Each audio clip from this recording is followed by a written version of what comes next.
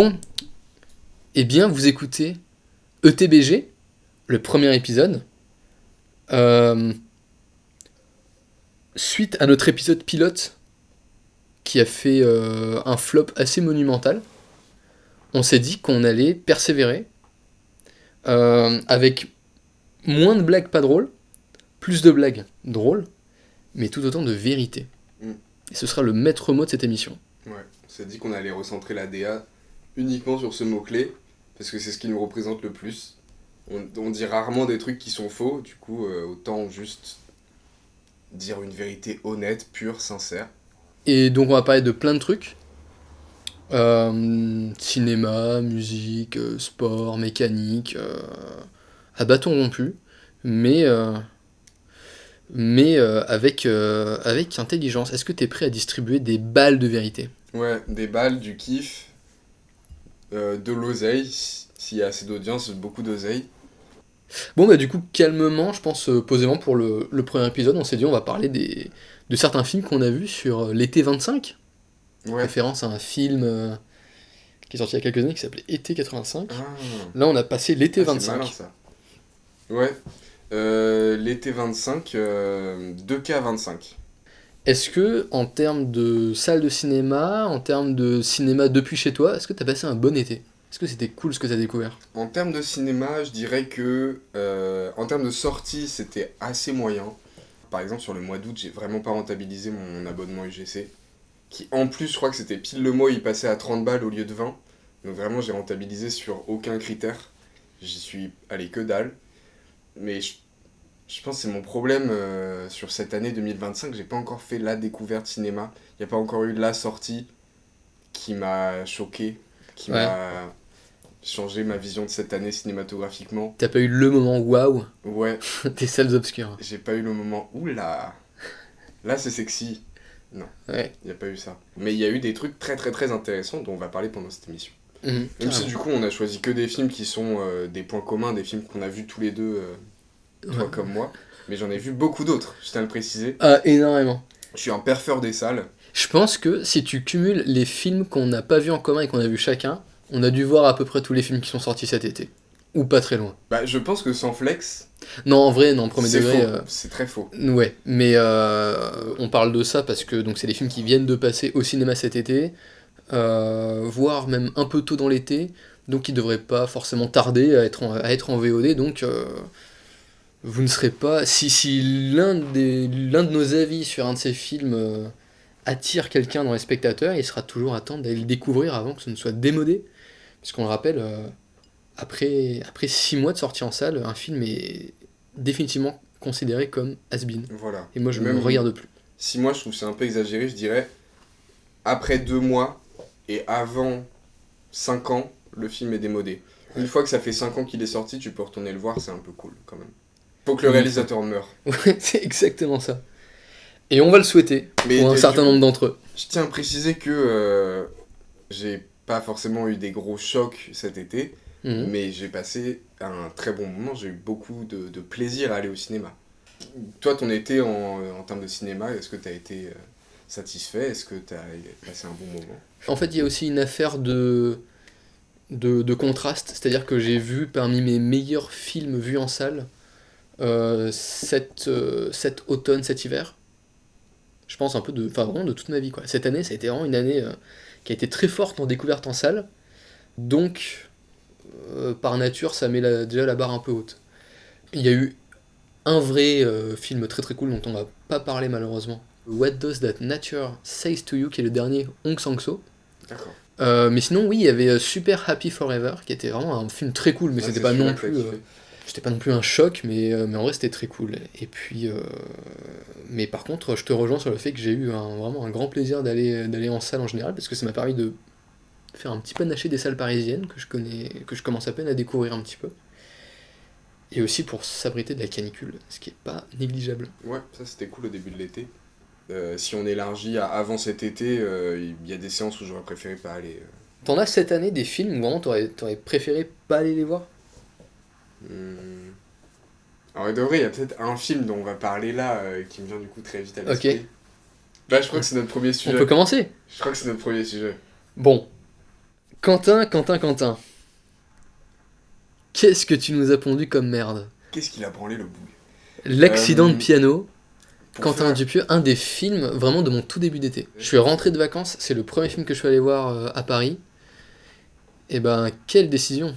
Hmm. C'est peut-être ouais, la séance de cette année que j'ai regretté le plus.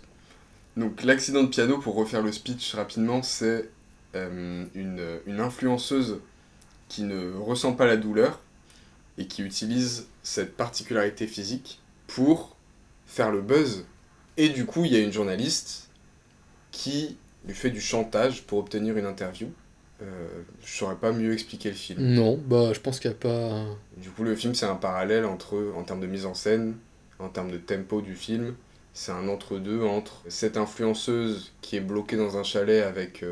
enfin, qui se retient dans un chalet avec son agent Ouais. et l'interview.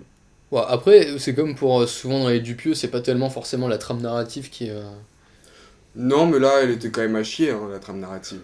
Oui, mais je veux dire, c'est rarement pour ça que j'apprécie un Dupieux. Et que Hmm. je pense, c'est pas souvent pour ça qu'un Dupieux est appréciable.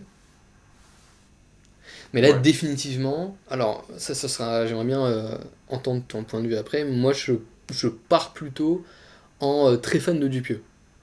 C'est-à-dire qu'il y a des films qu'il a fait qui sont vraiment, qui ont fait partie à un moment dans ma vie dans mes films français préférés. Euh, enfin, surtout Réalité. Franchement, qui est un des films qui m'a fait beaucoup me poser des questions sur la façon de raconter des histoires dans le cinéma de façon générale.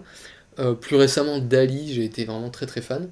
Et globalement, à chaque fois qu'il sort un film en salle, je vais le voir. Enfin, à chaque fois qu'il sort un film, je vais le voir en salle plutôt. Et bah là, c'est la première fois que je me dis que peut-être que les prochains, j'irai pas.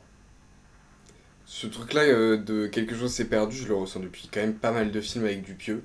Mais j'ai une relation compliquée avec lui parce que il est apparu très très très vite dans ma cinéphilie, puisque le moment où j'ai vraiment commencé à m'intéresser au cinéma, c'était vers la première terminale.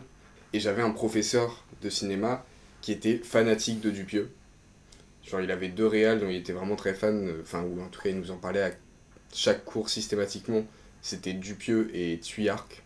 Deux cinéastes qui ont vraiment eu un poids important, puisque c'était très simple pour moi de les comprendre et de les appréhender, puisque mon professeur m'en parlait toutes les semaines.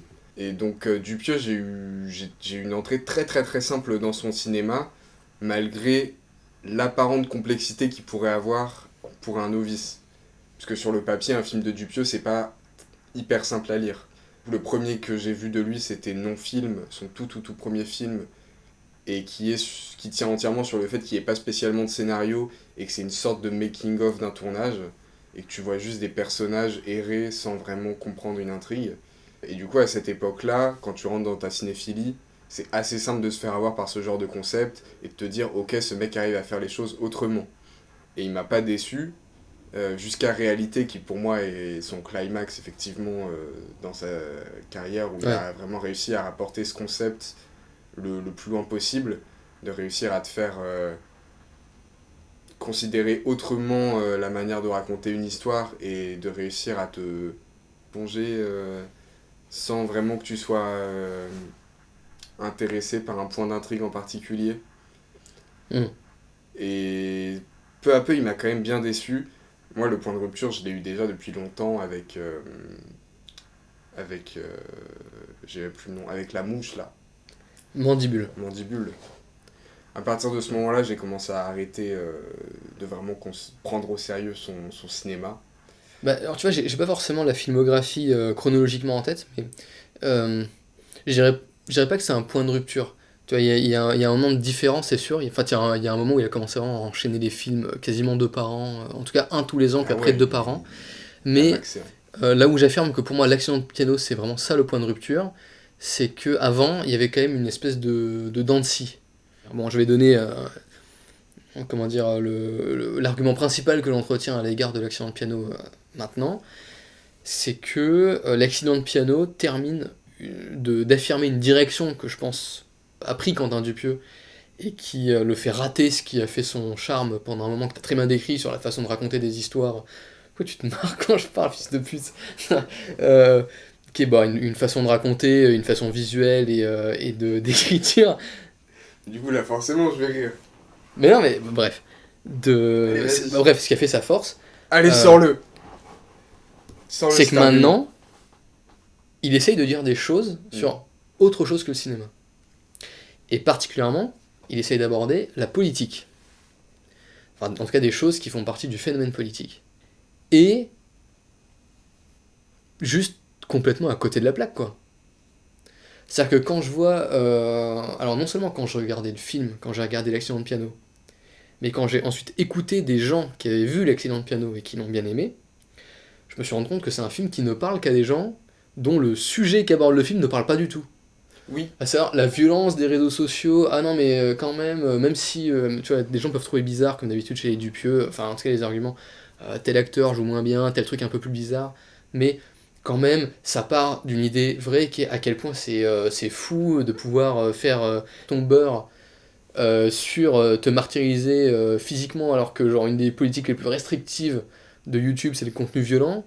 Toi tu sens que c'est vraiment juste une tentative de propos un tantinet réac, enfin, tu vois le côté réac de gauche, sur des sujets qui étaient déjà là depuis le deuxième acte, hein, oui, une espèce de parler de la liberté d'expression, ou de l'existence des acteurs, de la séparation artiste, personne, machin, là c'est les réseaux sociaux, et en fait c'est juste tellement à côté de la plaque que c'est pas, je dirais pas que le film est catastrophique, je dirais que vraiment, j'en ai rien à foutre. Et je suis sorti de ce film, je me dis mais il n'aurait pas existé, ça aurait été pareil. Et ce qui faisait la force de Dupieux, qui était d'accumuler des propositions un peu courtes, un peu cool, des propositions formelles ou machin, bah, c'est juste devenu bon, bah, il y a des pastilles et des fois elles sont vides et des fois elles ont pas de goût.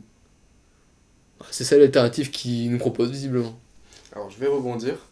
J'ai absolument besoin d'aller aux toilettes d'abord. Mais oui, oui. Mais donne ton avis pendant que tu pisses, hein, Ouais. je pense. Ok. Bah, prends le zoom. Hein. Vas-y. Alors, j'ai essayé de fermer ce loquet, mais il marche pas. Donc, je suis un peu inquiet de la situation. Je trouve qu'il a entièrement raison sur le Dupieux. J'ai eu la même observation, qui est que les gens qui ont vu le film et qui ont apprécié s'en battent les couilles de ce qu'il a essayé de mettre en place, le thème principal qu'il a essayé de traiter, quoi. Il y a un setup dans le film qui est complètement ignoré. Les gens ont tendance à complètement jump à partir du moment où ils commencent... Attention, spoil. Les gens qui ont aimé le film ont tendance à parler du film qu'à partir du moment où il y a des morts et à partir du moment où l'intrigue commence à partir en couille, entre gros guillemets, alors qu'il y a tout un truc avant ça qui est complètement futile et dénué d'intérêt, même en termes de mise en scène, d'idées de scénario, c'est vide as fuck. Et pourtant, les gens cautionnent ça, enfin ceux qui ont aimé en tout cas, parce qu'il y a une fin un peu déjantée où il se permet de faire un peu de gore, un peu de développement de personnages hors du commun, on peut dire, puisque le personnage principal ne se limite pas à une concrétisation d'intrigue comme on pourrait en entendre. Faut que je sorte de ces toilettes. Tu m'entends depuis tout à l'heure ? Ouais, t'inquiète. Du coup, je continue sans reprendre depuis le début ? Ouais, non, je pense que c'est pas la peine. Ok, d'accord. On a vécu un vrai moment de cinéma. Un vrai moment de radiophonie. Du coup, t'as tout entendu ? Ouais. Ok. Mais du coup, oui, je trouve que y a 1 heure de film, parce que le film est long, enfin 1h30 pour un Dupieux, Ouais. c'est long sa mère. Ah oui, putain. J'avais pas l'habitude. Il a fait son Requiem pour un massacre. Là. Ouais. Là, c'est son Laurence d'Arabie, je pense. Après ça, il a failli s'inspirer de Brutalis, il a failli mettre un entracte à la 45e minute. Mais c'est ça qui est cool, faut que je vois le second acte, parce que du coup je l'ai pas vu. Dupieux, ce qui est cool avec lui, c'est qu'il se limite à un acte. Ah putain, il a chopé vraiment le bouquin de... je sais plus comment il s'appelle, Justin machin, l'anatomie du scénario. Il a dit je chie sur tes pages et je te le rends tel quel. En quoi. fait, il a mis 20 ans à le lire, du coup le début de sa carrière il fait des intros, le milieu de sa carrière, il fait des développements, et là on Ouais, est en fin de c'est carrière, donc il exactement, fait des conclusions, c'est quoi. exactement ça. 1h30 de sujets qui s'ouvrent sur rien, quoi. Mais il y a un problème latent dans le cinéma de Dupieux depuis le début de sa carrière, de toute façon, c'est qu'il essaie de jongler sur des personnages qui veulent dire des choses plus loin que ce qu'ils laissent entendre, donc des personnages qui seraient peut-être pas plus malins, mais qui dans la construction euh, essaieraient de sous-entendre des choses, et en même temps des personnages qui en apparence sont un peu débiles et sont caricaturaux. Ah, je sais pas, ça je sais pas. Il a toujours essayé de faire ça. J'ai pas l'impression. Et il a toujours essayé de faire des personnages qui, oh, en fait, on peut se moquer facilement d'eux, ils sont débiles. Mais si t'essaies de pousser un peu la lecture cinématographique, tu peux arriver à autre chose. Je sais pas, parce que moi je suis pas trop sûr, justement. Moi j'ai l'impression que c'est ça qui m'a fait beaucoup changer d'avis sur ces films. C'est à partir du moment où vraiment il y a eu des personnages qui voulaient dire quelque chose sur le politique, ou en tout cas sur le social, où là ça me semblait vraiment complètement Bah, à c'est côté de là la qu'il plaque. rate. Mais ouais, mais dans ses premiers films, franchement, je me souviens même de propos qu'il avait tenus à l'encontre de réalité, où il disait moi, ça me fait marrer de voir des gens qui essaient de surinterpréter le truc, alors que j'ai juste essayé de faire une forme que je trouvais chouette. Et je pense que c'est assez sincère ça. Là, les personnages qu'il construit actuellement n'ont même plus cette fibre de base de chercher à vouloir être plus que ce qu'ils paraissent. Ça devient Ouais. juste des caricatures de ce qu'il essaie de décrire, tu vois. Là, il essaie de parler des influenceurs, donc il fait une caricature d'influenceuse. Hmm. Alors qu'à la base, le simplisme apparent servait à décrire des thématiques qui étaient tout aussi simples mais intéressantes. Oui, alors c'est plus ça du coup. Il y a une différence sur la portée de ce que voulaient évoquer les personnages, mais en fait il y a une différence de pertinence quoi. Alors, après différence de pertinence, si on peut un peu recentrer le débat, Bah, je t'emmerde c'est déjà, quand mais même un enfin, vas-y. réalisateur qui fait ultra attention aux détails. T'as vu l'affiche du film sur Oui, Letterboxd où c'est j'ai vu une l'affiche du bouche, film, mais en vrai. c'est une bouche. Tu as vu l'affiche du film en vrai? Ouais, j'ai eu cette chance-là. Ah bon? Et tu sais quoi, j'avais tout de suite pensé au Rocky Horror Picture Show. C'est fou, Alors, non? C'est comme si je traçais putain, des c'est liens dingue. Mais tu hasardeusement. vois, c'est un génie ce mec. Déjà ça, et en plus, le personnage principal d'Adèle, il a un appareil dentaire. Ouais. Et, Ça te fait penser à rien, la bouche piano. dans l'affiche, il y a un appareil dentaire sur la bouche de Sur l'affiche. l'affiche, la bouche, les dents, C'est les dents de c'est piano, des notes de les notes de piano. piano qui font l'appareil dentaire. Il n'y a pas un lien qui se fait dans ta tête. Bah maintenant que tu le dis, je me sens con. Ouais. Appareil dentaire, piano. Bah peut-être que dès cette podcast fini d'enregistrer, je vais tout de suite mettre au moins une étoile de plus sur Letterboxd, juste pour ça quand même. Je pense que t'as pas fait gaffe, mais il y a des trucs quand même qui touchent au génie. Oui, ça, c'est sûr. Juste, je suis pas d'accord sur le fait que le film est raté, parce que je pense qu'il y a quand même un truc qui continue à garder. Il y a quand même une modalité dans le cinéma de Dupieux qui est toujours une réussite, c'est la faculté à construire des séquences. Et je trouve qu'il y a des séquences, même dans l'accident de piano, tu vois, genre le film mis bout à bout, je trouve, ne veut rien dire, mais les séquences indépendamment sont très bien construites. Moi, la séquence de l'accident de piano, je la trouve fort bien menée. Ouais, parce que c'est le point d'orgue du film, donc tu sens qu'il a mis une intention particulière pour ce moment-là.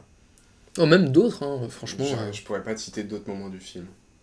Moi, j'aime beaucoup la scène avec l'appel vidéo enfin, de l'agent joué par Jérôme Commander et de sa femme qui n'apparaît qu'à travers cet écran. Ah, j'aime pas cette scène, mais tu Ouais. l'as fait me souvenir. Les scènes, j'ai trouvé bien menées, quoi. C'est ça qui faisait Ouais. que, bon, j'étais pas non plus.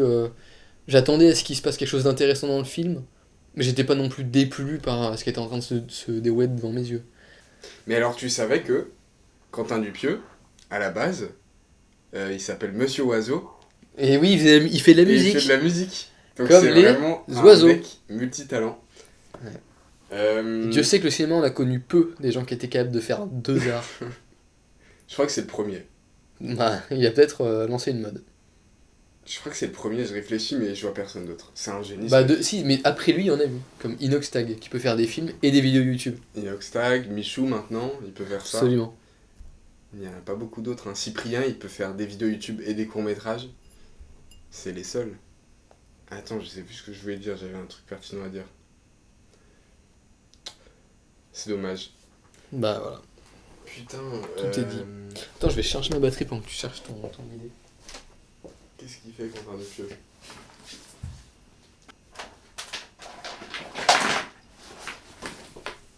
Qu'est-ce que ce sera quand on aura du budget?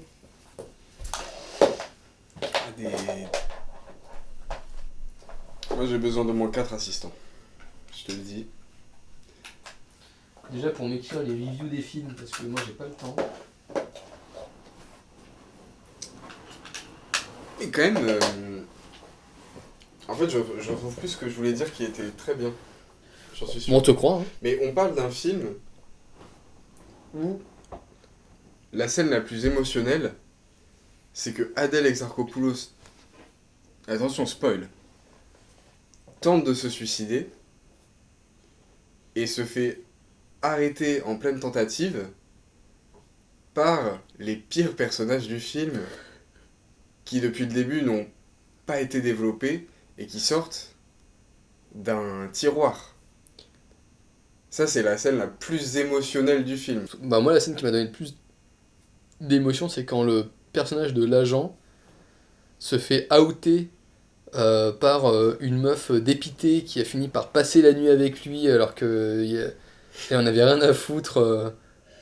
Et j'adore cette actrice qui a joué dans Groom. de Jérôme Niel. Ouais. Oui, celui-là. Et bah, c'est une super scène. Et, mais plus et parce le que je out. relate. Oui, tout à fait. C'est la première fois que je relate à Jérôme Commandeur. Ça m'a. Ben alors moi déjà pour les cheveux, je riais beaucoup. mais sinon, ça m'a rappelé à peu près toutes mes vacances de sport d'hiver. Ouais. Ça, c'est peut-être un film qui. C'est peut-être un film qui pêche par le fait de ne pas être sorti au bon moment. Pour moi, t'aurais sorti ça janvier, février, en plein JO d'hiver. Mais j'avoue. En plus, c'est vraiment réel. Hein. Ouais. Il est con aussi, il fait un film avec de la neige, il sort ça en juin. Oui. Il est con ce mec. C'est complètement con. Et tiens, ça m'a fait me rappeler le truc que je voulais dire avant. Je suis quand même allé voir ce film dans les pires conditions possibles. Je suis allé dans une salle à MK2 Quai de Seine. Juste derrière moi, 2 personnes se sont assises, on était 10 dans la salle. Ah oui. Je suis à une salle de 500 places, on est 10, tu te mets juste derrière moi, déjà il y a quelque chose qui va pas. Elles ont ri pendant toute la séance. Pour moi, ce film n'était pas une comédie, et le public avec lequel j'ai visionné ce film était extrêmement réceptif à l'humour du film. Non mais là c'est quel vieux con. Mais ça crée un problème. Accepte que des gens rient dans des films. En fait, si encore ils riaient pour les blagues du film, d'accord. Sauf que là, pendant les 30 premières minutes, à chaque moment où Adèle Exarchopoulos ouvrait la bouche, il y avait un fou rire derrière moi qui durait jusqu'à la réplique d'après. Et ça crée un gros problème pendant vraiment la première demi-heure du début de ma séance qui a été un peu niquée par ce truc-là. Oui, mais ça te pose un problème parce que t'es assis juste devant, mais en soi, on s'en fout. Ça reste ça, les salles de cinéma. Le problème, c'était pas spécialement qu'elle rigolait, d'accord, si vous voulez riez devant les films, c'est très bien. Le problème, c'était qu'elle rigolait. Tellement de dédain. Riez, faites ce que vous voulez. Les plébéiens, là. Le problème, c'est qu'elle rigolait à des phrases qui n'étaient pas des blagues. La première demi-heure du film, elle est très normale et le personnage d'Adèle Exarchopoulos n'est pas utilisé d'une manière comique, en tout cas selon moi. Oh, je suis pas sûr. Je me demande si Quentin Dupieux, il n'y a pas un petit truc où il se dit elle va un peu parler comme une conne, ça va être rigolo. Mais c'est ça, parce qu'en fait, son personnage, le seul ressort comique, c'est qu'elle parle comme une conne. Non, c'est pas le seul ressort comique. Non, il y en a qui arrivent après. C'est son insensibilité. Oui, au tout début, oui. Après, ça arrive. Non, quand même pas, parce que dès le début, c'est dans la voiture. Tu sais, il y a le truc de l'oiseau qu'ils enterrent. Oui, ça, cette scène, encore, ok. Donc, tu vois, c'est montré dès le début que, en fait, sa façon de parler, elle est corrélée à la personnalité du personnage. Et donc, je peux comprendre que. Enfin, en tout cas, je pense pas que ce soit là pour pas qu'on se marre. Moi, ça ne me fait même pas esquisser un sourire, mais c'est cool pour les gens qui se tapent des fous rires dessus, quoi. Quand la seule réplique, c'est qu'elle dit ok en zozotant, en faisant un ok. Je sais pas si ça nécessite de rire pendant 5 minutes, quoi. Mais ça, c'était vraiment ça, quoi. C'est à la discrétion de chacun, ça. En fait, au-delà du fait que ces personnes riaient, ça m'a gêné plus parce que je me suis demandé, est-ce que ces personnes sont pas en train de plus comprendre le film que moi ? Et est-ce que... Mais tu vois, le retournement que ça fait, c'est qu'au début, on dirait que précisément tu émets un jugement parce que tu as l'impression de mieux comprendre le film. Tu dis, mais elle rigole alors que c'est pas une blague du film. J'ai pas Et pris ça comme maintenant, ça vraiment. et maintenant, en fait, dans le même moment, ça te fait dire, ah, peut-être qu'elle comprenne mieux le film que moi. Je me suis vraiment dit ça, je me suis dit, en fait, c'est juste que c'est pas mon film, et que là, c'est des moments où moi aussi je suis censé rire, et je suis extrêmement gêné par la situation. Bah alors plus généralement, sérieusement, je suis vraiment pas d'accord avec la plupart des gens, enfin souvent plus âgés en tout cas, qui font acte d'une envie qu'une salle de cinéma soit silencieuse et respectueuse comme dans un cloître. Je suis radicalement en désaccord avec ça, j'aime quand il y a beaucoup d'émotions dans une salle, parce que plein de fois, premier degré, ça m'a fait me rendre compte d'une lecture du film que j'avais pas, quoi. Récemment, ça m'est arrivé, par exemple, j'ai regardé un film chez moi, je me suis dit, je suis sûr que si je l'avais vu en salle et que si j'avais entendu des gens rire là-dedans, j'aurais vraiment pas eu la même fenêtre d'ouverture sur le film, quoi. C'était énorme de Sophie Le Tourneur, qui est daubesque. Mais je me dis, si je l'avais vu avec des gens qui riaient à côté... Est-ce qu'il y a Jonathan Cohen dans celui-là ? Oui. Ouais, c'est pour ça que... Là, je l'ai regardé vraiment en mode serious business. Ouais. Je fais attention. Je pense que j'aurais mieux apprécié le film. Je sais pas si elle a été très articulée, cette take, mais... Non, si, carrément. Je vois ce que tu veux dire. Bon, allez, go next. Il y aura un Dupieux sur le Z-Event, on l'a bien compris. Ouais. C'est mon sujet de la soirée, hein. Je ne le lâcherai pas. Ouais. Moi, je suis très très chaud qu'il fasse un live aux Z-Event. Mais Oh, pas... un live mix, Oh là là là là. puis tournage d'un film en direct, qui sera certainement, voilà, hop, un long métrage de plus, il sera ravi. Bah, en vrai de vrai, Dupieux, un Z-Event, ça dure 48 heures, non ? Je sais pas.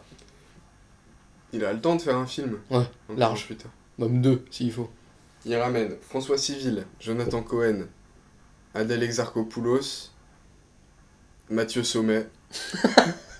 Et je pense qu'on a un all-time, on a un classique. On a un John Ford. Putain, je serais ravi de voir Mathieu Sommet dans un Quentin Dupieux. Où il mettrait Et ses alors différentes personnalités, là, avec ses costumes. Oh, Le panda. la folie. Le patron. Le... J'ai jamais regardé Mathieu Sommet. Oh putain.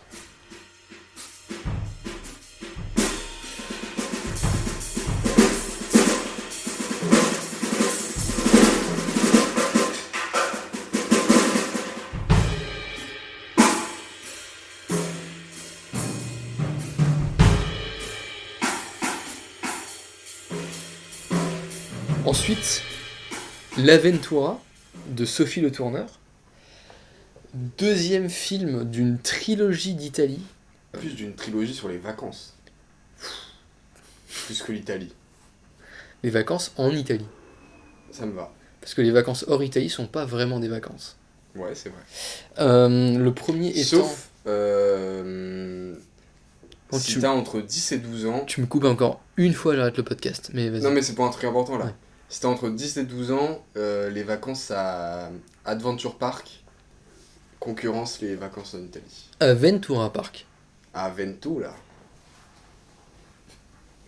Je te laisse Bah, bravo. finir l'intro. Et donc, le premier film étant Voyage en Italie, mais avec un S à voyage, ce qui indique qu'il allait y avoir plusieurs films. Le second, donc, L'Aventura. Et le troisième dont j'ai eu vent du titre. Et qui en dit déjà beaucoup. T'as ce genre d'exclus.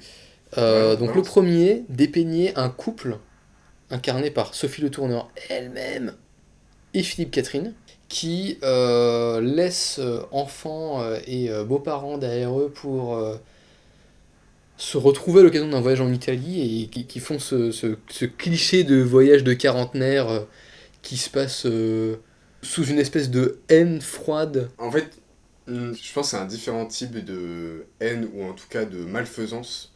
Dans Voyage en Italie, je pense que la haine, c'est plus une haine envers eux-mêmes.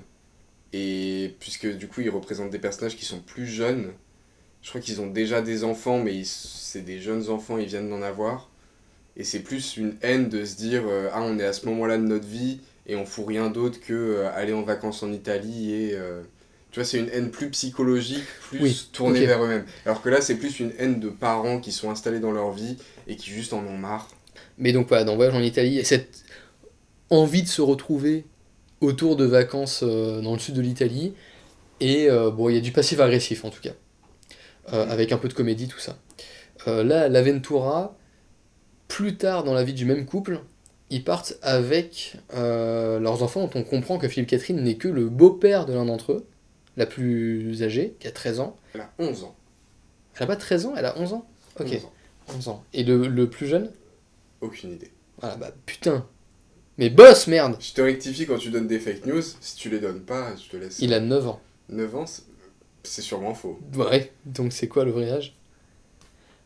Bah, il est là. C'est Raoul. Je pense pas C'est que vrai Raoul sache lire. Il doit avoir 4 ans, 5. Un truc comme ça. Bah oui, il se chie dessus. Donc oui, clairement, ouais. 9 ans, c'est un peu tard. Ça dépend pour qui, mais c'est un autre épisode. Euh, et, et le troisième opus s'appellera Divorce à l'italienne. L'exclu est dingue. En vrai, dingo. Est-ce que ce serait pas le Before Midnight et tu sais, la trilogie de Oui. Richard Linklater? Richard le dictateur. Richard? Linklater. Est-ce que ce serait pas la trilogie de Richard Linklater? Oh, la vie de attends, ma attends. mère. La troisième Oh, sera je vais balancer une golden. Je m'échauffe. Est-ce que ce serait pas la trilogie de Richard Linklater à la française? Eh ben, je vais te moucher. T'as un petit Mickey. Non, la trilogie Before de Richard Linklater et dans les inspirations principales pour toute sa filmographie de Sophie Le Tourneur. Toutes. Ça se voit pas. Hein. Bon, J'ai vu un seul film à l'extérieur de l'Aventura et Voyage en Italie, C'est c'était Les comique. Coquillettes. Ouais, les Coquillettes, j'ai trouvé ça vraiment dramatique comparé à... Ça m'a sevré, j'ai pas eu envie de voir autre J'ai chose. vu que t'avais mis une super mauvaise note, alors que moi j'ai bien aimé. Les Coquillettes, t'as vu J'ai beaucoup aussi aimé les coquillettes, ouais. Ouais. J'ai vu les coquillettes, j'ai vu Énorme, j'ai vu Énorme, La vie au ranch, Je vais pas aller voir ça. et j'ai vu... Ouais, non, c'est ça, et Voyage en Italie. Donc on a vu pas mal quand même. Bah, je suis un grand fan de Sophie Le Tourneur, ouais. Je pense que c'est probablement ma réalisatrice française préférée. Alors, les Coquillettes, par exemple, je suis pas fan, mais je respecte la démarche, par exemple. Je trouve que c'est très très chaud ce qu'elle fait. Je trouve qu'elle concurrence des mecs comme Booba, en termes de France. Oui, Pour autant, je trouve que c'est à chier. mais pourquoi? Parce que c'est facile d'être péremptoire, monsieur. Les Coquillettes, j'ai vraiment vu une sorte de... C'est une sorte de vlog sous ambiance sexe d'un festival, en gros. Mais Et j'ai tu... trouvé que ça dépassait pas ce stade-là. Bah, tu dis ça parce que t'es une selle, quoi. C'est juste ça. Mais... Pourquoi? C'est juste ce qui ressort de ton avis. T'as juste la haine Il du sexe. y a rien qui émane de ce film, j'ai trouvé. Enfin, il y a aucune thématique intéressante. Et puis, elle essaie toujours de proposer une vision naturalisante et qui essaie de se proposer de décortiquer une réalité qu'elle a l'air de vivre. Ça, je le remets pas en question. Pour autant, c'est tellement éloigné. Merde. Oh shit. Tiens. Oupsie. Pour le sol, ça. Je Ah, d'accord. une éponge sur la table, t'inquiète. Sorry. T'inquiète. Le verre est beaucoup trop élevé.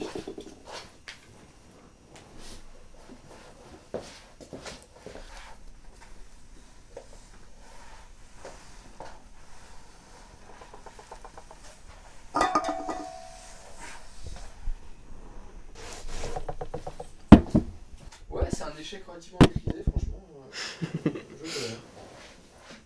L'attentat est pas si terrible. Ça ira. Ouais. Du coup, dans les coquillettes, j'ai l'impression de voir beaucoup plus une tentative de reproduire la réalité qui se traduisait plus en fantasme ou en... Enfin,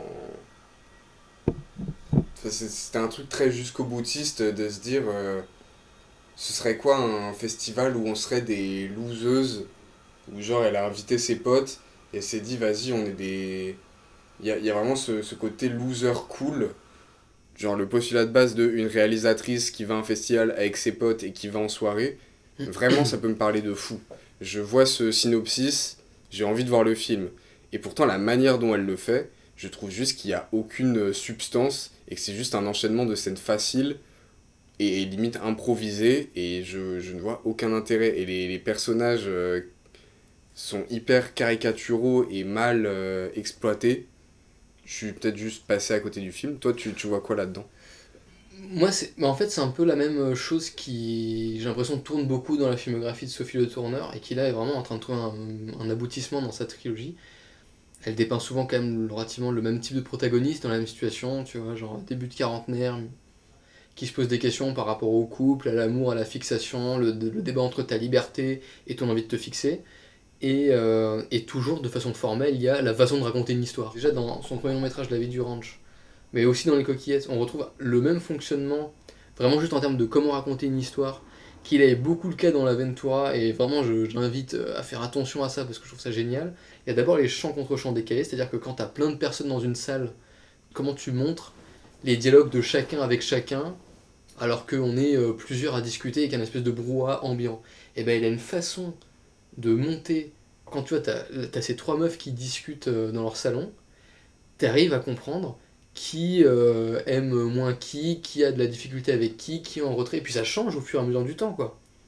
Et là, c'est pareil dans l'Aventura, quand t'as plein de scènes avec les deux enfants et les deux parents, notamment il y a une longue scène dans la chambre d'hôtel, tu vois, où il y a un brouhaha intempestif, mais c'est Mhm. pareil dans les scènes au restaurant et tout. Bah, je trouve ça fascinant.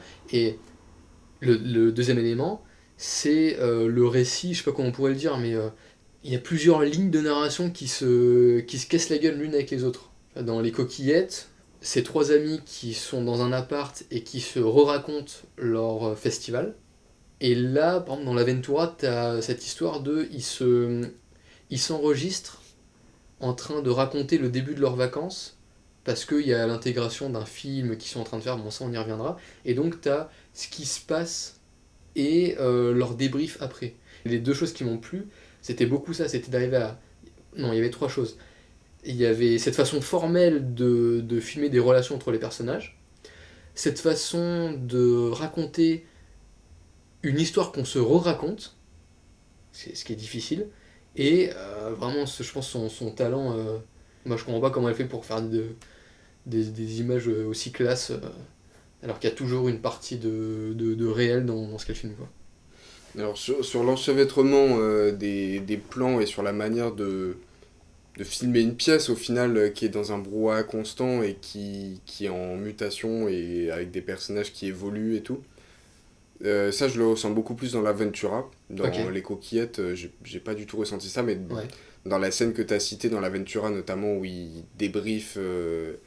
Où c'est même pas un débrief à ce moment-là, c'est juste qu'ils sont dans une pièce, dans une chambre, alors qu'ils sont en vacances. Et il y a juste un brouhaha constant, et à un moment, ils enferment le gosse dans une salle, je crois aussi. Oui, Et dans la salle de bain. Mais ouais, en fait, ils essayent de faire un débrief. Enfin, la mère et la fille essayent de faire un débrief voilà. qui est sans cesse interrompu. Cette scène, elle est hyper bien faite là-dessus, Ouais. sur la manière de filmer un brouhaha dans une pièce, dans une unité d'espace précise. Mais du coup, je l'ai pas du tout revu dans Les Coquillettes. Ok. Mais dans l'Aventura, je trouve que c'est hyper bien fait. Pour le coup, Sophie Le Tourneur, pour moi, c'est le gros point négatif que j'ai sur son cinéma de manière générale. C'est ce trope de vouloir, dans chaque film que j'ai vu en tout cas, elle essaie de rajouter un niveau de narration supplémentaire en, en racontant l'histoire par ses personnages et en leur faisant re-raconter leurs souvenirs et ce qu'ils ont vécu. Alors que du coup, ça crée deux temporalités où d'un côté on a le présent où on suit les personnages et de l'autre on a un autre temps où ils se racontent ce qu'ils vont faire, où ils se racontent ce qu'ils ont fait. Et ça, je trouve ça très mal géré dans Les Coquillettes. Je Ok. trouve ça absolument ignoble quand tu les vois dans leur appartement parisien à dire ah oui, et puis il y avait ce mec-là, ah oui, et puis il y avait ce truc-là qui s'est passé, ah oui, et machin. Je trouve que Ah. c'est juste de l'accumulation. Parce que c'est redondant pour toi? Ouais, Quand tu vois le film, t'as l'impression que la chose est dite deux fois. et aussi, c'était le troisième film que je voyais d'elle où il utilisait ce procédé, et du coup, je voyais ce truc-là. Je pense que ça joue beaucoup. Mais c'est souvent le cas. Mais alors justement, tu vois, moi ce que je trouve intéressant, ce que je trouve beau, en tout cas ça m'a amené à réfléchir. Et, et c'est intéressant parce que je trouve que c'est précisément sur les coquillettes que je me suis fait la réflexion. Un peu comme toi, je me suis fait la réflexion, mais en fait à quoi ça sert qu'elles nous redisent ce qu'on voit qui est en train de se passer? On pourrait ne voir que le festival. Et en fait, je sais pas, je me disais ça au milieu du film, et après en le regardant, je me suis dit, mais en fait, je crois que son sujet, c'est plutôt elle qui se raconte le truc. Et en fait, je trouve ça assez beau, un cinéma qui met en avant le phénomène de c'est quoi de se raconter ce qu'on a vécu. Parce qu'en fait, ça arrive quand même assez souvent. De se raconter entre potes, en couple, en famille, ce que tu veux. Ah, tu te souviens de, il s'est passé ça, et tu te refais le récit. Et après, du coup, j'ai arrêté de regarder le film comme bah, il y a une temporalité principale qui est le festival, et je sais pas pourquoi on nous le raconte. Et je l'ai vu comme il y a une temporalité principale qui est trois amies se racontent quelque chose d'important qu'elles ont vécu parce que ça donne quelque chose de une direction primordiale dans leur vie. Et éventuellement, on voit ce qui s'est passé en vrai avec, toujours en voix off, le sous-texte de l'une d'entre elles, enfin, tu vois, qui décolle en fait avec la réalité. C'est ça aussi qui change, c'est que souvent, t'as notamment la personnage de. Alors j'ai oublié son nom, mais celle qui a la plus jeune amie, c'est un peu accro à un mec qu'elle vient de rencontrer. La blonde. Ouais. Elle fait que raconter ce qu'elle a vécu de façon absolument contradictoire avec ce qu'on voit. Bah justement, ce truc de se raconter soi-même et de re-raconter les événements après qu'ils se soient passés, euh, par exemple dans Voyage en Italie, et enfin même en fait dans l'Aventura, je trouve que c'est hyper bien fait parce qu'il y a un intérêt au sein de l'intrigue, puisque c'est des gens qui vont en vacances, et qu'est-ce que tu fais après avoir fini tes vacances? Tu te remémores et tu re-racontes les vacances avec tes proches, et même le truc de journal audio de leurs vacances qui se font tout au long du film, c'est un truc cohérent et que tout le monde aurait pu faire, et il y a une pertinence au-delà de juste un propos dans le film ou une méthode de réalisation. Mm. Je trouve qu'il y a un intérêt supplémentaire à faire ça quand on fait un film qui parle des vacances. Du coup, là, le procédé fonctionne. Dans Les Coquillettes, il y a ce problème qui est que elle a l'air d'être le personnage principal, en tout cas c'était ce que je pensais au début du film, sauf qu'en fait on te raconte autant l'histoire du point de vue de elle que du point de vue de ses deux autres potes, et par exemple la pote blonde, ce qui est bizarre c'est que il me semble qu'elle raconte très souvent des histoires à ses amis de manière enjolivée, et du coup la réalité que tu vois, les images que tu vois d'elle quand elle est toute seule représentent une réalité qu'on n'est pas censé voir puisque le narrateur c'est pas elle. Oui, mais alors, je pense qu'il y a deux trucs. Déjà, sur le plan strict, qu'est-ce qui te fait penser que Sophie O'Connor c'est forcément la protagoniste? Mm. Moi je l'ai pas ressenti comme ça en voyant le film, même si c'était le cas, pourquoi tant de formalisme? Ouais, non, mais je suis d'accord, mais. Tu peux complètement. Enfin, tant que ça te fait pas. Comment dire? Là, tu remarques pas une incohérence par rapport à ton ressenti que tu argumenterais par de la théorie de la narration. Ça, tu le ressens comme une incohérence parce que c'est incohérent du point de vue d'une narration. Mhm. En fait, j'ai eu ce truc de le synopsis me plaît. Je me rends compte que la manière de raconter l'histoire me plaît pas. Hmm. Et du coup, j'ai passé un peu le film à me dire ok, c'est pas pour moi, pourquoi c'est pas pour moi? Plus que vraiment, j'ai Ok. pas vraiment essayé de rentrer dans le film ou essayé de me dire ok, là il y a tel truc qui est intéressant, là il y a tel truc. Je me suis juste demandé pourquoi ce que j'étais en train de voir me plaisait pas. Ouais, je Du comprends. coup, c'est peut-être pour ça que je cherche un peu des excuses. Alors que Non, non, pas forcément. Non, non, Alors que, c'est juste. pour le coup, dans les deux autres films, dans Voyage en Italie et dans l'Aventura, puisque le film fonctionnait, j'ai plus cherché des manières de comprendre par quel procédé par quel procédé Sophie Le Tourneur arrivait à rendre ce truc qui de base ne m'intéressait pas du tout, comment elle a réussi à rendre ça intéressant. Et quand même une différence sur ce côté de se raconter l'histoire, c'est que pour la trilogie, alors je sais pas si ce sera le cas pour le troisième film, mais visiblement c'est le cas pour les deux films, elle se base sur vraiment des vacances qu'elle a vécues avec son ex-mari, où ils sont enregistrés, et donc et intégrés au film à la fois leur vrai dialogue, leur vrai enregistrement, notamment pour Voyage en Italie, entre elle et son mari, qui maintenant est rejoué entre elle et Philippe Catherine, mais et intégré vraiment au centre du deuxième, l'idée qu'ils s'enregistrent pour faire un film. t'as encore ce mélange de réalité Ouais, c'est intéressant ce que tu dis. un peu chelou. Je savais pas qu'elle a concrètement utilisé des dialogues qu'elle a eu, enfin des conversations qu'elle a eues avec son Ouais, et ancien mari ou mari actuel. ex-mari, Ex-mari. si j'ai bien compris. Alors j'ai pas regardé trop les détails parce que c'est pas forcément ça qui me passionne le plus, mais c'est allé même au point que, pour le premier je sais pas, pour le deuxième je sais que oui, les dialogues n'étaient pas appris, et notamment Philippe Catherine et les enfants avaient une oreillette qui leur disait en direct les choses qu'ils devaient dire par rapport aux enregistrements. Ah, marrant. Sur Voyage en Italie, j'avais vu une interview d'elle qui disait que Philippe Catherine, lui, il était très dans la spontanéité et il révisait les dialogues du jour au lendemain. Ouais, Mais elle, pour le coup, elle était très psychorigide et elle ouais, apprenait vraiment par cœur les dialogues. Et après, globalement, les dialogues étaient très, très, très, très prévus à l'avance. Et même les lieux de tournage étaient prévus au mètre près. hmm, Même si on a l'impression. Enfin, c'est l'intérêt, c'est que ça donne une impression de spontanéité, alors que tout est très, très, très cadré et qu'elle a prévu le truc des mois à l'avance. ouais. Et qu'il faut pas perdre une seconde quand ils sont en Italie parce qu'ils ont genre 2 semaines pour tourner le truc comme s'ils étaient en vraies vacances. Hmm. Donc il y a ce truc assez marrant, ouais, d'impression de spontanéité qui est entièrement fake en fait. C'est clair, ouais, je suis complètement d'accord. Est-ce que tu as le sentiment que ce point-là, c'était pareil dans Voyage en Italie que dans l'Aventura? Ce point-là de spontanéité, Ouais, j'ai l'impression que dans l'Aventura c'est encore poussé au bout parce qu'il y a des enfants. Et du coup, en tant que spectateur, quand je vois des enfants, directement j'ai l'impression que le tournage est moins contrôlé. Puisque on a l'habitude d'entendre des discours qui disent que sur un plateau de tournage, dès qu'il y a des enfants, peut-être pas c'est plus cool, mais c'est plus compliqué d'imposer une discipline. Ou en tout cas, il y a moins cette rigueur et il faut être plus. Enfin, il y a un côté attendrissant ouais, avec des gosses où tu dois. Enfin, tu vas pas les traumatiser du tournage, quoi. ouais. Du coup, direct, ça donne une impression de spontanéité qui est plus importante que dans Voyage en Italie, qui pour le coup avait quand même l'air d'être beaucoup plus menée, ouais. Genre quand tu vois, quand ils sont sur le Vésuve par exemple, il me semble que c'est le Vésuve, Ouais.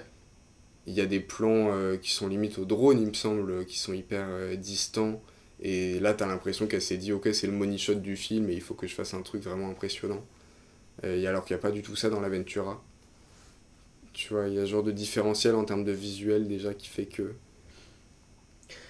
Et je pense que Ok. c'est une fausse idée que je me fais puisque j'ai l'impression que l'Aventura était beaucoup plus en termes de qualité d'image que ça rend. Ça avait l'air d'être plus pro quand même. Bah, je sais pas, je me suis pas forcément basé là-dessus, mais j'ai vraiment eu le sentiment inverse. Et limite, j'avais envie de faire une vanne sur.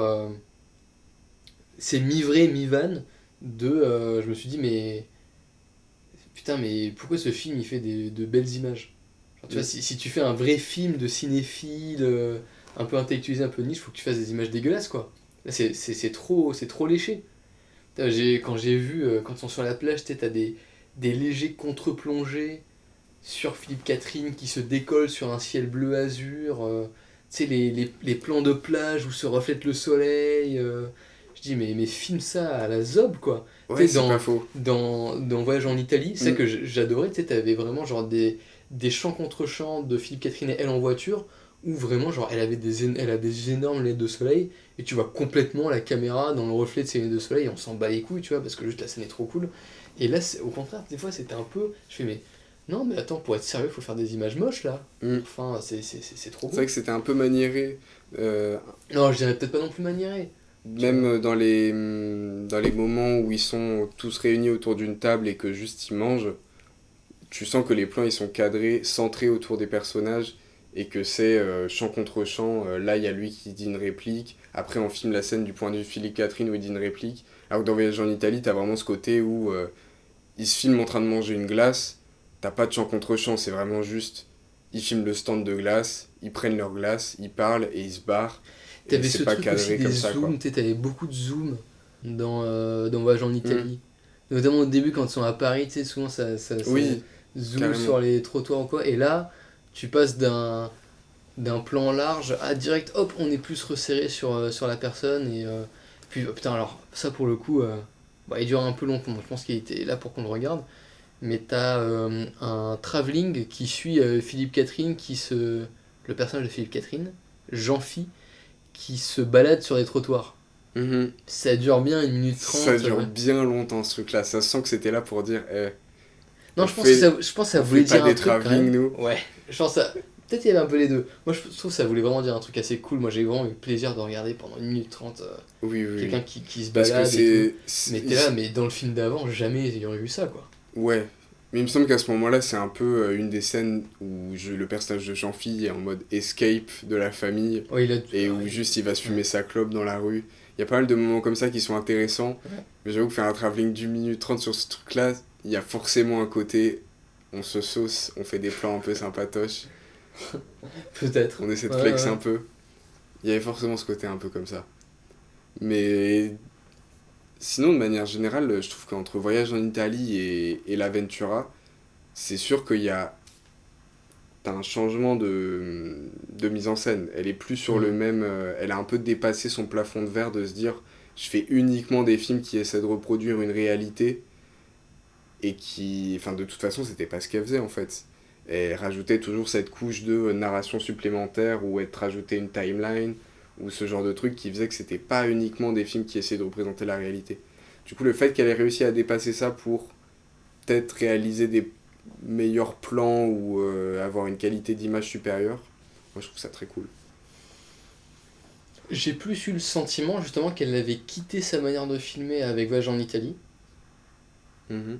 justement pour quelque chose de naturaliste. Je trouve que c'est pas du tout le cas dans sa filmographie. Elle filme pas les choses de façon naturaliste. Là, c'était le cas. Et qu'elle fait vraiment un joli mix des deux dans l'Aventura. Mais où vraiment, j'ai l'impression que ce qu'elle a commencé à travailler depuis le début de sa filmographie, la narration par on se raconte, les chants contre chants croisés, ou juste les manières de filmer des choses qui sont vraiment en train de se passer avec une dose de hasard dans ce que tu filmes. Là, je trouve que ça atteint vraiment des niveaux qui, moi, m'ont vraiment beaucoup impressionné, quoi. Mm. Et je pense que ça peut être ça aussi pour des gens qui regardent pas forcément énormément de films. J'imagine, je filme ça sans forcément contrôler tout ce qui se passe parce que t'es quand même dans la rue, t'es quand même en Italie, t'es quand même dans un resto et tu veux retranscrire une espèce de brouillon qui se passe en famille. C'est quand même assez fort d'arriver à le retranscrire Mm. de cette façon, quoi. Ouais, mais c'est marrant ce que tu dis sur les gens qui regardent moins de films, qui en regardent pas beaucoup et Mm. qui tomberaient sur ce film-là au cinéma. Je me suis un peu senti comme ça en voyant ce film au ciné. Quand je suis sorti de la séance, j'avais l'impression de m'analyser, de me refaire le film dans la tête, comme si j'étais quelqu'un qui n'allait jamais voir de film au ciné. J'avais l'impression que c'était le premier film de l'année que je voyais au ciné. Ok. Et j'ai eu cette réflexion de me dire très premier degré, mais c'est un peu mes vacances qu'elle a filmé. Elle a filmé un peu moi qui vais en vacances avec ma famille. Je sais pas si tu vois ce que je veux dire. Enfin, je sais pas comment le formuler, mais ce film m'a vraiment enlevé ma vision de connard du cinéma, où je me suis pas vraiment posé de questions en termes de réalisation, en termes de manière de faire le film. Et quand je suis sorti quand je suis sorti du film, je me suis juste dit, oh trop cool, c'est moi, je sais pas. Il y avait Ok. un truc de oh trop cool, elle a représenté une famille française standard qui part en vacances. Ça Et me semble assez il y a vrai. une sorte de retour à ce qu'un film devrait te faire ressentir en premier lieu, tu vois. Mm. T'es pas vraiment censé te poser la question de est-ce que cette scène est bien filmée, est-ce que ce mec joue bien, est-ce que c'est intéressant le thème qui est en train d'être développé. Au fond, un film, c'est fait pour te faire ressentir un truc, tu vois, je sais pas, c'est un peu bateau de dire ça, mais c'est vraiment ce que ce film m'a fait ressentir quand je suis sorti de la salle, en tout cas. Oui. Et franchement, je peux dire que justement, peut-être que Sophie Le Tourneur, en tout cas ses films me plaisent beaucoup parce que ça arrive toujours très bien à concilier les deux, quoi. J'ai toujours une émotion forte et en même temps de me dire ah putain, elle filme ça comme ça, ah, ok, c'est parce qu'elle fait ça de cette façon-là et ça n'entache pas du tout mon émotion. Mais ce qui peut être le cas de plein de films, hein, où justement, bah, comme tu dis, je décortique le film et ça force à avoir un recul, quoi, Mais de c'est ça base. qui m'a peut-être un peu fait bizarre, c'est que c'était le premier film de Sophie Le Tourneur que je voyais, et au moment de sortir de la salle, du coup, j'avais vraiment ce truc de ne pas avoir d'instinct Mm. de critique ou d'instinct d'analyse sur ce que je venais de voir et de juste me dire ok c'est trop cool ce que j'ai vu et j'avais envie de voir d'autres films d'elle mais même pas parce que j'avais vraiment kiffé ce que je venais de voir, je savais même pas si j'avais vraiment aimé, mais j'ai eu un peu ce choc devant l'Aventura de... ça a éteint mon cerveau, quoi. Hmm. Mais dans un aspect très positif. Ouais. Ouais. Il y avait un truc par rapport au fond du film que je trouve intéressant. Ouais, c'est sur le plan du couple quadragénaire classique. Moi j'ai l'impression que t'as vachement cette haine froide dans Voyage en Italie. Ils essayent d'avancer et ils n'y arrivent pas. Parce que déjà t'es sur la corde raide de c'est difficile de vivre avec quelqu'un Mm. avec qui peut-être ça marche pas non plus, mais c'est difficile de vivre avec quelqu'un tout court. Donc peut-être qu'ils s'en veulent effectivement à eux-mêmes. Mm. Et là ce que je trouve hyper fort dans l'Aventura, c'est qu'il y a vraiment un abandon quoi. Chacun a abandonné d'essayer que ça se passe mieux. Et ça, c'est quand même un drame franchement présent dans plein de familles. Ouais, mais c'est Autour de nous, exactement quoi. ça, hein. C'est ce moment au milieu de l'histoire de ton couple où ça y est, t'as des enfants, t'es installé, t'as un taf, là c'est le moment où tu pars en vacances. Qu'est-ce qui reste, quoi? Qu'est-ce qui reste dans ta vie dans ce moment-là où il reste plus que ce que t'es censé avoir de plus cher? T'es avec tes enfants et la personne que t'aimes, et pourtant ça se passe quand même mal et t'as quand même le somme d'être là. Ouais. Et en même temps, il y a énormément d'amour. Genre, c'est pas non plus un somme pur, c'est pas. Ils ont pas une haine. euh, J'ai l'impression que ça les dévore pas. Ils sont pas en. Il y a pas de malaise, ils sont pas en. Ils ont pas la haine d'être là. Mais c'est un truc plus contrasté de. Il y a un malheur, il y a un mal-être profond qui est ancré en eux, mais l'instant T, il se passe de manière pas horrible. Tu penses qu'ils ont pas la haine d'être là? Non, je pense qu'ils sont pas malheureux d'être là, ils sont malheureux de leur situation de vie de manière générale, et c'est un truc plus dans le fond, tu vois. Non, mais c'est deux trucs différents. Être malheureux d'être là ou avoir la haine d'être là, c'est pas du tout la même chose. Mhm. Non, je te jure, voilà, j'y crois fortement. Je pense vraiment qu'ils sont pas malheureux d'être en vacances, mais ils ont vraiment la haine Ouais. d'être là. Genre, tu fais pas ce que tu veux. Genre, Jean-Phi, le père, il fait ce qu'il veut, mais c'est au prix de donner toute la charge mentale à sa femme, Mm, qui fait complètement dysfonctionner le truc, où elle en peut plus, tu vois. Mais en fait, entre guillemets, sur le plan psycho, je peux pas lui en vouloir, tu vois. C'est parce que t'as envie de continuer à vivre. Bon, alors, du coup, lui, il le fait en se barrant tout le temps pour avoir ses moments de liberté. Il se rend pas compte que peut-être s'ils équilibraient un peu mieux, il y aurait pas de dysfonctionnement qui le rend insupportable de vivre cette vie de famille. Il te dessine que quand même c'est plutôt des intellos, les deux, et ils n'arrivent pas à avoir une discussion qui tienne debout, et puis les discussions qui tiennent, c'est arriver à trouver drôle le fait que t'as le petit qui chie par terre, quoi. mm. Donc je Non, pense que c'est vrai. tu peux haïr le fait d'en être à là, mais c'est le mieux que tu puisses faire pour tirer les deux cordes. Ouais. Non, mais c'est vrai, t'en parles vachement bien, on dirait que J'ai eu des t'as enfants. connu une situation similaire. Non, du tout. Mais il y a quand même une scène de sexe dans Voyage en Italie, qui est Oui, un peu mal amenée. il y en a une, mais justement qui est menée avec beaucoup de difficultés, Ouais. et il y a aussi la déception et tout, enfin bref. Il y en a. Mais donc je pense quand même à 40 ans, t'as ce débat-là de bah, en vrai, je pourrais aussi juste aller voir quelqu'un d'autre, machin.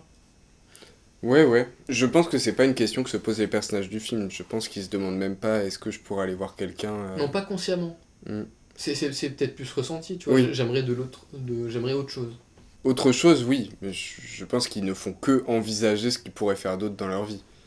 Mais pourtant, il y a une sorte de satisfaction du moment présent, quand même. Il y a une sorte de ok, bon, au pire, on est dans ce moment-là, donc on va juste le vivre et on va.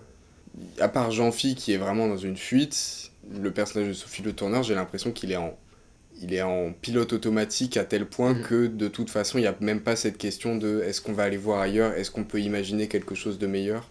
Moi, je pense que dans Divorce, machin truc, là, le prochain de la Ouais. trilogie, ce sera Jean-Phi qui va faire le pas du divorce, puisque c'est un personnage qui est entièrement centré sur ce truc-là d'aller voir ailleurs. Il a tout ce truc avec le fait d'aller fumer une cigarette dès qu'il peut. À la fin du film, il rentre pas avec la famille, il reste dans la ville où ils atterrissent. Et il part pas avec eux, Voilà. et il repart pas avec eux non plus.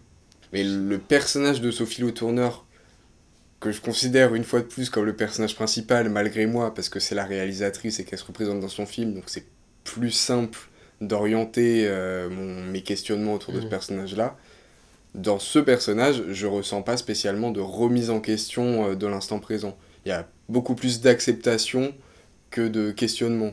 J'ai l'impression que c'est comme beaucoup de mères de famille dans cette situation, c'est que t'as même pas forcément l'espace de remettre en question. Ouais. Je serais pas à mettre 100 billes sur le fait que si le divorce doit être impulsé par un des deux personnages, Ah bah si, toi tu paries sur elle, ouais. vas-y tu paries sur lui. Une scène... Ah non c'est con, attends je viens de réfléchir 2 secondes et ça va être elle, mais ça devrait être lui. Mais c'est toujours comme ça. C'est toujours comme ça. Mais il y a une scène que je trouve extrêmement juste et extrêmement cool dans ce film. À un moment elle craque et elle commence à pleurer, et ça coupe direct et la transition c'est elle qui est hyper heureuse au resto. C'est super ici. Ouais. Elle dit. Et je trouve ça génialissime. Et ça représente hyper bien le personnage. C'est-à-dire, on craque jusqu'au moment où on se dit, bon, au pire, j'ai un mari, j'ai une famille, nique sa mère. Je vais juste pas me poser de questions et endurer jusqu'à ce que la journée soit finie. Ah, je sais pas si elle se dit ça ou si justement elle se dit rien, elle se laisse porter par la sensation. Ouais, ça revient au même que de rien se dire. Hein. Ouais, oui, c'est oui, juste, au ouais. pire, j'ai ce qu'il me faut, j'ai ce que j'avais envie d'avoir. Mm. On laisse faire et puis on va essayer de Ouais. mener la barque, quoi. Justement, c'est ce que je trouve vraiment beau, c'est que là, tu vois, juste avant, j'ai dépeint cette tension constante entre l'envie d'être rassuré, entre quelque chose en tout cas qui est sécurisant, et l'envie de vivre l'aventure. Peut-être pour rien, c'est comme ça. Et ce que je trouve très beau, c'est qu'à la fin du générique, t'as À mes enfants que j'aime plus que tout. Alors que ce serait un des meilleurs films pour promouvoir l'avortement, tu vois. Et en fait, je trouve ça plutôt beau parce que ils aiment certains moments. Si ça s'est inspiré de sa vie, de ce qu'elle a connu, de même ses enregistrements, moi je me dis, elle a vécu ce qui vraiment s'est passé dans ce film et à la fin elle dédicace ce film à ses enfants qu'elle aime plus que tout. C'est qu'il y a eu ce geste que je trouve franchement assez beau de vas-y, qu'est-ce que je peux faire de mieux que d'apprendre à aimer ce qui est en train de se passer devant moi, quoi. GG Sophie. C'est un twist auquel je m'attendais pas. J'ai tout whip, hein. Mais t'as bien le droit parce que c'était quand même intéressant. Ça a changé ma vie. Non, c'est si faux. Ça a tout changé. Putain, tu peux finir si tu veux. Putain, je finis les fonds de bouteille, quoi. Tout est raté. Bon, on a fait des caisses là sur la 23. Ouais, on a parlé beaucoup trop sur ça. Putain, merde. C'est tellement long. C'est déjà tellement long. Je crois que ça fait 1h40 qu'on enregistre. Il va falloir isoler 3 phrases par film. C'est terrible.